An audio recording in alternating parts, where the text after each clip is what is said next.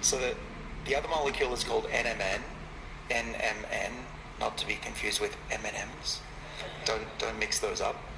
NMN is a version of vitamin B3 that makes a chemical in the body that we need for life, and that's called NAD. And as we get older, we make less and less of this. And without NAD, these sirtuins that we discovered, slow aging, remember the genes that we discovered? They don't work without a lot of NAD. So as we get older, our defenses decline. And so by taking this supplement, we know that it doubles the levels of NAD back to when I was age 20. And there's now clinical trials that my colleagues at Harvard have done that says that NMN has some health benefits in early studies, such as lowering cholesterol and blood pressure. And so I take that one every day as well. I take a half a gram of that currently. And then the third one is Metformin. Metformin is a little bit more controversial because it's a drug. And it's just classified as a drug. And that doesn't mean it's necessarily dangerous. In fact, it's one of the world's safest drugs. It's used for type 2 diabetes to control blood sugar. And what's been found is that people who take metformin tend to live a lot longer. Even those who don't have type 2 diabetes, there's evidence that they are protected against cardiovascular disease and frailty and even Alzheimer's disease. And so what I do is I take metformin even though I don't yet have type 2 diabetes. So metformin, is it a form of this GLP-1 receptor blockers, the skinny pen, Ozempic, which all of Hollywood is apparently on? And they're getting thinner and thinner if you see the red carpet at Oscars. Is that what it is?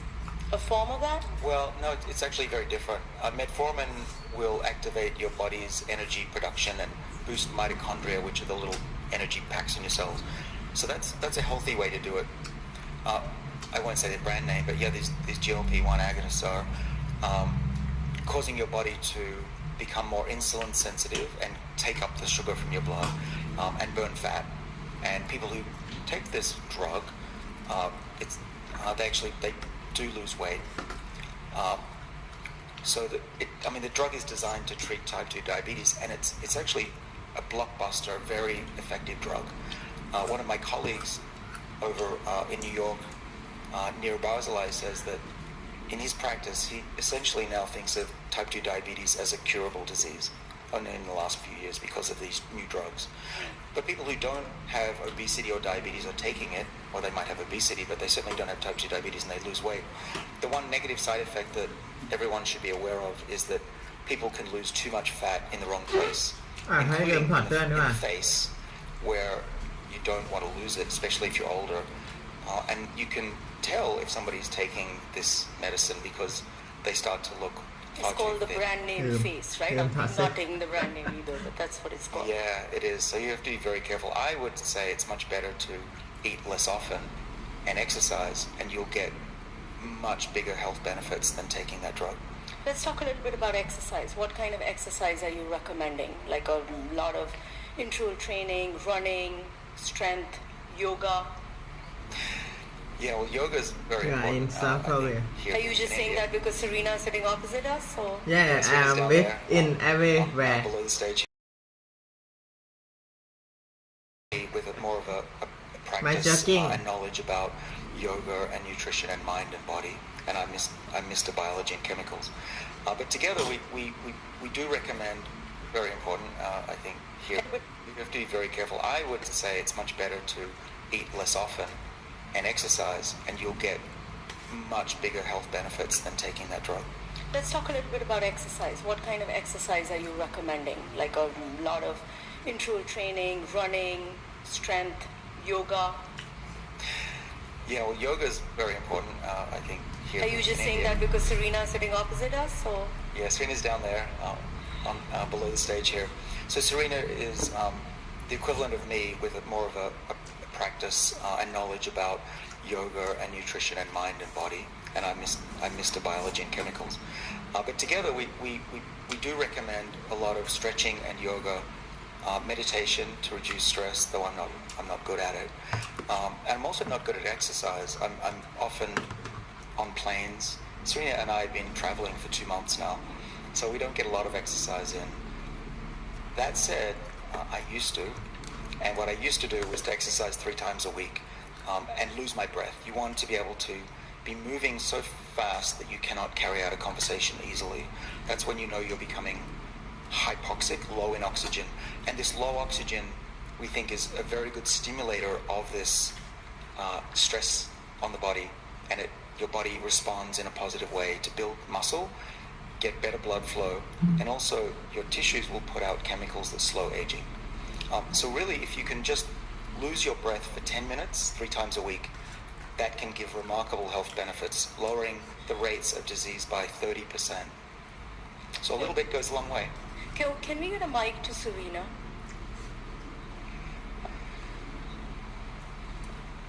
So Serena is a proponent of yoga, and I want to know what she thinks about that, because in yoga you don't necessarily stress the body to a point where you lose your breath or you get out of breath.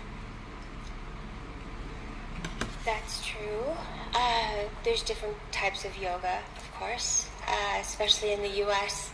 I'm based in LA. There's yoga that is used more as a form of exercise, and that can be quite stressful on the body. I think we stress our bodies in a slightly different way when it comes to yoga, because we're really stressing our mind. You know, it's really about how long you can hold still, how you can clear your mind, how you can hold a pose. That's stress in a different way. It's really more stress on the mind, whereas David's talking about the stresses on the body, but effectually it will still have the same results. So, and David can share about that. So we're looking for that balance in a way where we're balancing our body, but there is a stress to our mind, and getting to that stress point is then where we find balance. So you two are from two opposite ends of the spectrum in a way. You're more from a Western school of thought. She's more from an Eastern school of thought. What are the things that you guys agree on over the dinner table, and what are the things that you don't agree on? Yeah, people wonder, how do we get along, because opposites attract. I'm 100% reality, and Serena's very spiritual. But we bonded over our love for health and wellness and respect for the human body. We both believe that we can help millions, if not billions, of people live healthier, longer lives with our message that covers both Eastern and Western. What do we agree on? We agree on nutrition, basically because I do whatever Serena tells me to do.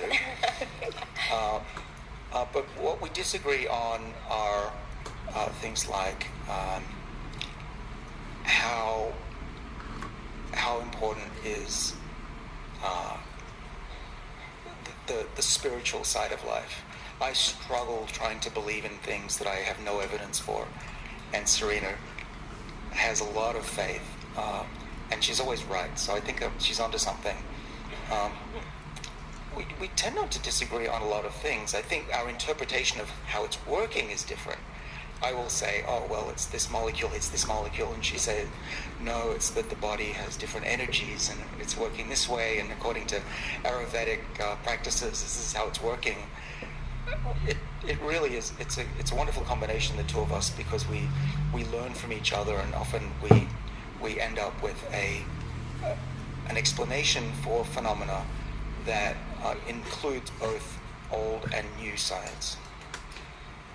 Well, I'd say we differ a little bit when it comes to meditation. That's a core practice that David sort of dabbles in a little bit. Dabbles in means what, like 2 minutes a day, or? I don't know, honey, how much do you meditate a day? Well, my problem is I try to meditate and I always fall asleep and I start snoring. So I'm not good at meditation. What I found instead works for me is to have quiet time, we call it. I close my eyes for 11 minutes, hopefully at least twice a day, and have some gratitude during that quiet time, or listen to someone talking about Stoicism. That's what I like to do. I struggle with meditation, I will admit, with my crazy lifestyle and my lack of commitment to that. I haven't been successful really, but I really should be, because the benefits on controlling your mind have been proven. I like to talk about animal studies. So in mice, if you modify the mind of mice so you can change parts of the brain of a mouse, you can actually improve immunity, improve health, even make the mice live longer just by changing parts of the brain. It's very clear that if you can control your mind, calm it down, get it to focus, have the positivity as well, you can have whole body benefits that are often misunderstood by Western medicine. So with some of the things that you're suggesting, which are not, by the way, easy, going 20 hours without food or, giving up sugar. Well, that's where we differ too. You differ there. What is it that...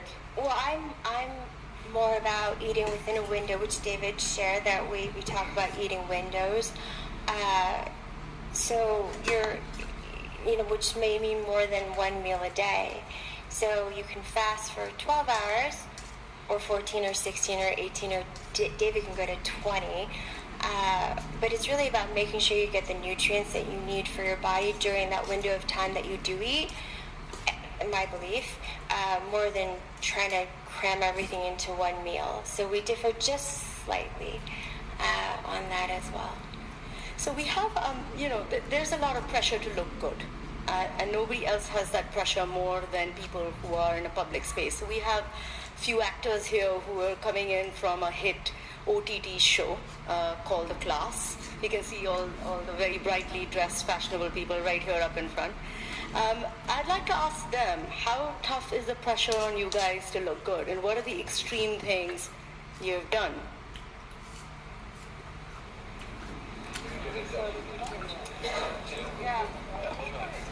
I think it's huge. A lot of us have to de-age essentially for the character. And what you were saying about losing breath or being out of breath, I chanced upon accidentally, because while I was working out for the role, I was boxing like 4 times a week. And I found that I genuinely, like now when people ask me, they're like, oh, we can't guess your age. I can't believe you're so much less older than me. She's not giving her age away. I was like, oops. No, but it genuinely, I feel like we kind of chanced upon a lot of the things you spoke about today, and they're all making sense now. So David, I think, sorry, Go ahead. I think you're gonna hate me for this, but I had fruits for like 2 years straight. I was on a Fruitarianism diet. I don't know if you know this, the Robert Moss concept of raw vegan diet. So I was on that, and I still sort of follow it. Not exactly, because now I have temptations and I go and have something, whatever I need. But mostly I used to drink a lot of juice. And still in the morning I had like, I think, a liter of juice from the hotel itself. And they were like, why are you just drinking? You have a drinking problem of juice. So yeah, so that was one thing with me. So I just wanted to know your views on one thing, if I may. Please. Most of the things that you said, and most of the things out there, everything revolves around one thing, and that is firstly separating your body from mucus, like the mucus we produce due to eating a lot of cooked foods. One thing that hasn't been resolved yet is the male pattern baldness, because even in Fruitarianism, in the fruit diet, nobody has actually given a solution to that. So look at David's hair. Just look at David's hair. Yeah, exactly. That's why I was asking, because at 54, yeah, at 54, I want this hair. Yeah, so yeah. Well, I think I'm lucky, but I also think that if you slow your body's aging, your hair will also slow down in its changes. I don't yet have much gray hair. I will admit my mother also had good hair, so it might be that. But there's a lot of really good science going on. In fact, Serena and I have co-developed a product that was developed for the skin in collaboration with NASA. It has this space-resistant organism extract in it called Bacillus lysate, and the clinical trials so far are showing hair regrowth. I don't think it's crazy to think in 5 years it'll be common to be able to get your hair back just by spraying something on. The science is there. What we're doing in my lab is we can grow skin and hair artificially in the dish from stem cells, and we can age that skin forwards and then reverse the age. And we're looking for ways to do that with natural ways to do that, so that we can put it into a cream that you could put on the hair, and not just make your hair look better, but actually make your whole skin on your head literally be younger than it used to be. And that's what I want to do, is to make the body not just look younger, but literally be younger. So, a question comes up from there, that if we reboot our body to, let's say, 21 or 16, does our mind reboot to 16 or 21 as well? I mean, am I going to have the same sort of intelligence, creative urges as a 21-year-old or a 16-year-old? Well, Serena says sometimes that I get too young, but there's a happy interview. What do you do when you get too young? Do you get frisky? Do you want to go dancing? What do you do? You know what young men are like. They're a little bit, Ooh. a little bit immature. No, don't give Serena the mic. I tend to be a little bit over-enthusiastic, let's say, about things, and I've learned to calm my decision making and be less reactive. In all seriousness, what we're doing now in my lab at Harvard is what we do is, to reverse aging, is we turn on 3 genes that are normally only turned on in very young embryos. So when we're young, when we're just born or before, we are very young, and we stay young because there are 3 genes that are turned on. They're called O, S, and K for short. And when we turn on these 3 genes in the adult tissue, in human adult tissue, or in a mouse, those 3 genes make the body younger again. This is the reset of the software.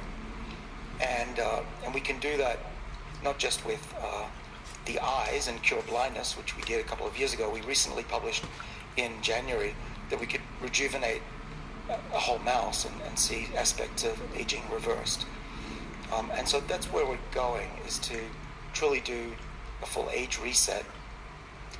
Now what we're doing is asking, what happens if you reset the age of the old brain? And we can grow human brain in the lab. If you looked on my Instagram account, you can see little pictures of human brains that we grow. We can make them old, make them old in about a month, make them 70 years old in a month, and then we can reverse that. We can give them Alzheimer's disease, see what happens, and if we reverse it. So here's the punchline.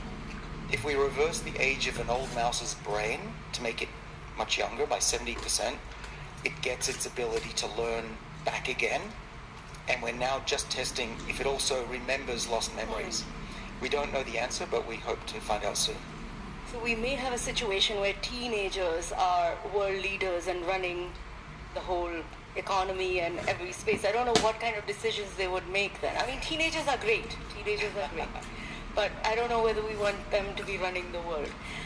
We just have a minute left. I wanted to get a little bit into this philosophical and spiritual areas with anti-aging and age reversal. We are in India. We have an ancient concept of karma and God's will. And here you are creating a space where nobody needs to suffer, or at least the rich don't need to suffer, and they can choose their day to die. Are you playing God, Doctor? I don't think that I am. I think that the pursuit of health and wellness and happiness is a natural human endeavor, and it's a very noble cause. And I'm not on this earth to make people live forever.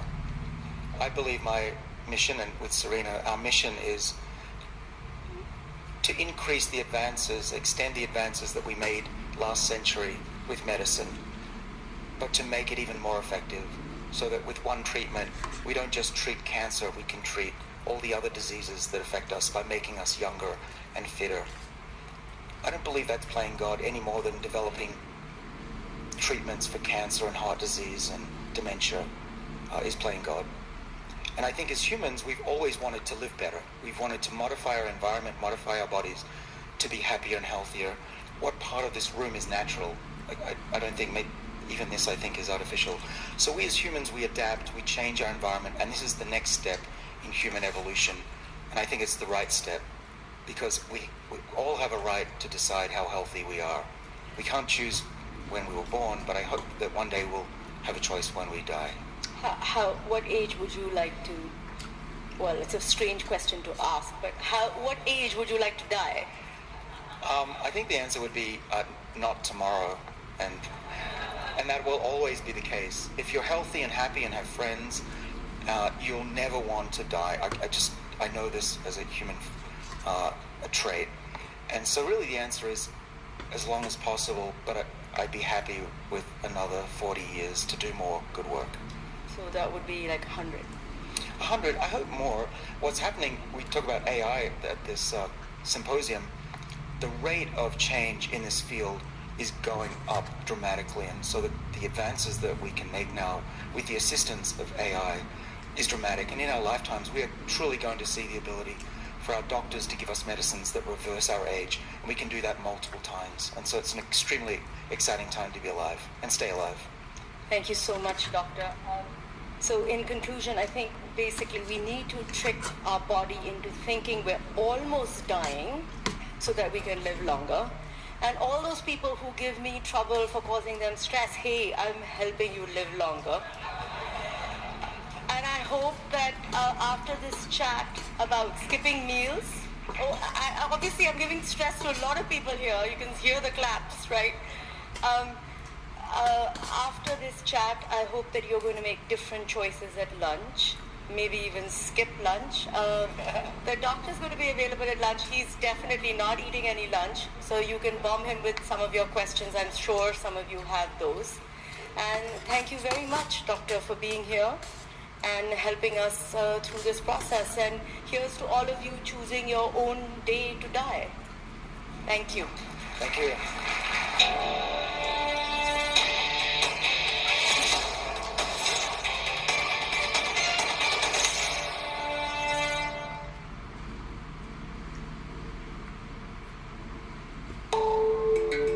This is what the road to human immortality looks like. To battle aging, people receive customized fountain of youth treatments, DNA repair, cellular rejuvenation.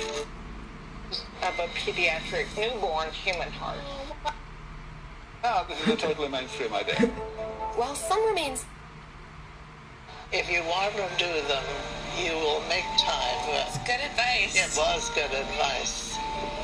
Lillian, you've inspired me. I was just blown away by Lillian in total, especially in her convertible. Seeing Lillian with her boyfriend also made me think. This is what the road to human immortality looks like. To battle aging, people receive customized fountain of youth treatments, DNA repair, cellular rejuvenation, or even organ replacement. The realistic prospect of healthy, eternal life is fundamentally reshaping society. This I want to try. Today, scientists are blazing a trail to this very future. We're at war with death. I want to know what breakthroughs are being made. We can build an organ that matches your body. This cocktail seems to reverse aging. That will forge the future to so complex human immortality.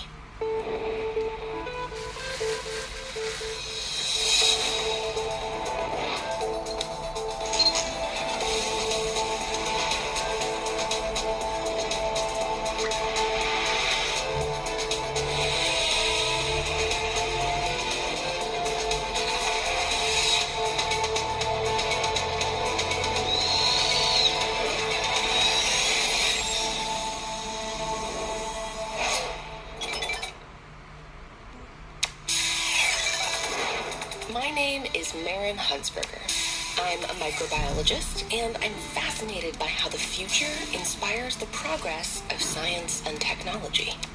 But I'm critical of sensational science headlines that promise immortality. Still, all these stories have prompted me to ask, how quickly am I aging? To find out, I recently took a blood test. I mailed it off, and now the results have just come in. I, in real life, am 26, and we're about to see what this biological aging test says I am. So, my biological age, according to this test, is 40. Learning my body has aged 14 years faster than expected is not the result I was hoping for, but it makes sense. My life partner was recently diagnosed with cancer, and I guess that stress has clearly taken a toll. While I have some doubts about the accuracy of this particular test, I am concerned that stress could further affect my health in the future. So I want to find out, is it scientifically possible to slow or even stop the aging process altogether? If so, what will our lives be like in the future? Well, we're in Vegas. To find out, I'm attending RadFest, where a group of experts are gathering to put an end to old age. This event bills itself as the Woodstock of radical life extension. We want to create a mass movement to save lives. I'm immediately struck by the extremely bold claims of healing and even immortality. We're immortals. We're in immortality. That's what we're about. We're doing really good, and life is great, and we want to keep on going. So what do you think? Festival director James Stroll calls himself an anti-death activist. I want to live indefinite lifespans. That's what I'm after. I want to live forever. That's my goal, okay? I personally think it's better to go for it and lose than not try at all, right? Sure. What perceptions about aging and death in the public are you hoping to change? Like, what would you want people to take away from it? Most people are pretty much, I'll use the term programmed, that death is inevitable. And we want to change that paradigm. We see aging as a disease, a curable disease. And we're at war with death.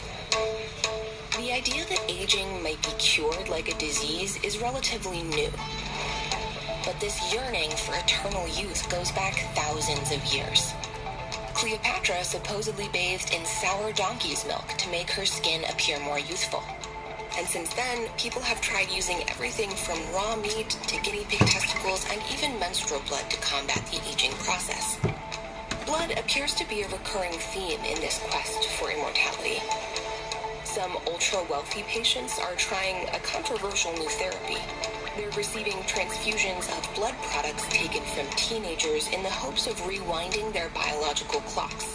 So far, this process has yielded no measurable benefits. There are dozens of therapies available at the RadFest marketplace.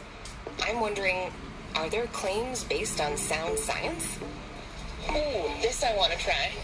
This procedure claims to boost a person's energy at the cellular level while reducing stress and anxiety. How does the red light rejuvenate my mitochondria? A lot of the research looks at decreasing the inflammation, improving the blood flow. This treatment is supposed to boost the immune system. These machines are hydrogen inhalation devices. And what's the hydrogen supposed to do? So it's basically a master antioxidant and anti-inflammatory. This device promises to relieve pain throughout the entire body. So this is the Avicin. What this does is it infuses heat throughout your circulatory system. Just by delivering heat to my hand? Yes. And they also have done research in the diabetes arena, cardiovascular, and also autism. The spiel that they have contains a lot of scientific words peppered in there, which are legitimate scientific words that refer to a real phenomenon. But it plays into this idea that anything that sounds science-y is true and that you should believe it and trust it. But that does not mean that their product is going to make you live longer. Though I'm sympathetic to the anti-aging cause for very personal reasons, from a scientific point of view, I don't think the remedies on display here will lead us down the path toward immortality in the future.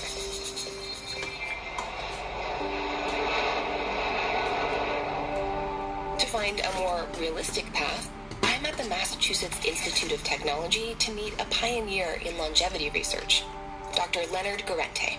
He's taking on a big problem that most everyone will eventually face. As you get older, you lose muscle mass and you gain fat mass. Okay. And both of those things are bad. Sure.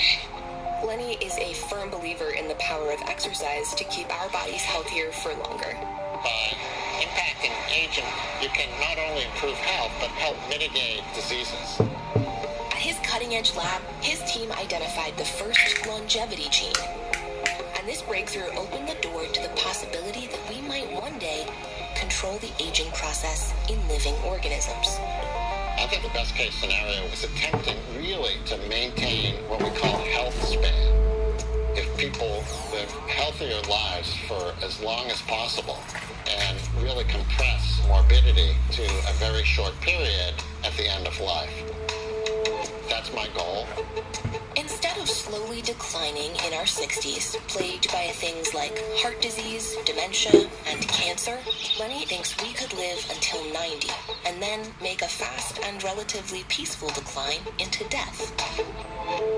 To make this a reality, Lenny is combating the aging process at the cellular level.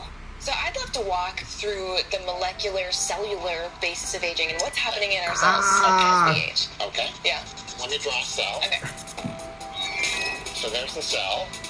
Mitochondria, they produce the energy.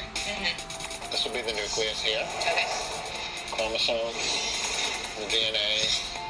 DNA contains all of the information for maintaining cells and building new ones. And those cells are busy dividing.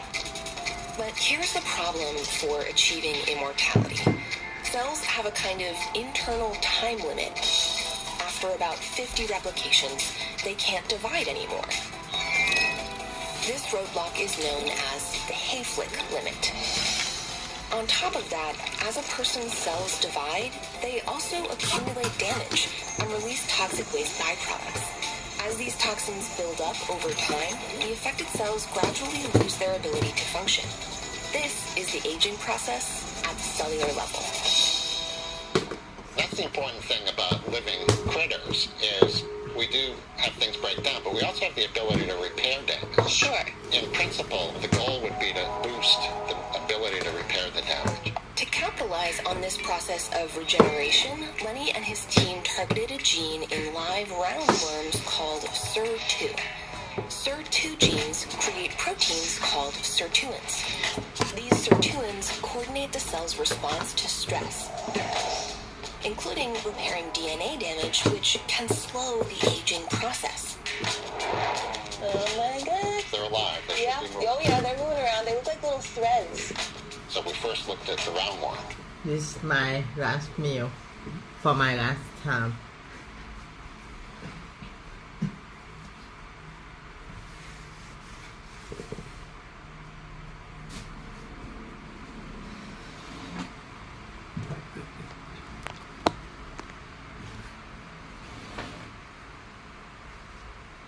If you see here, I am the best version of I am.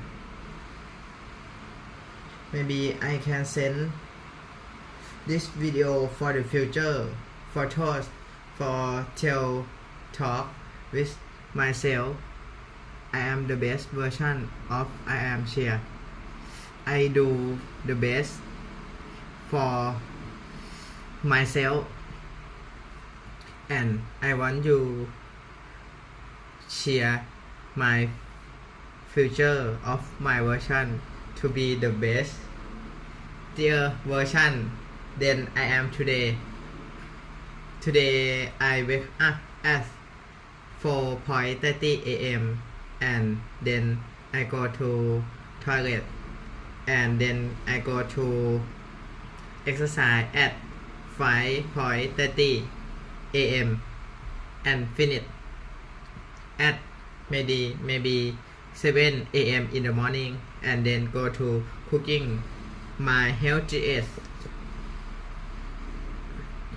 meal that I have ever have run my breakfast.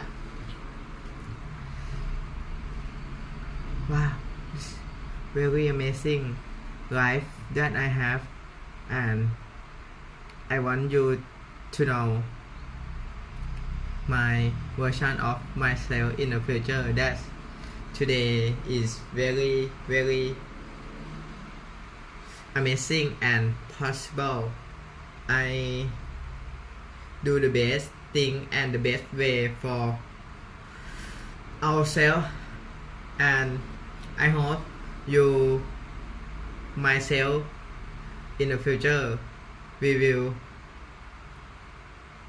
know that share in this live stream, in this video, do the best thing that I can do in myself. Okay, see you. Thank you everyone.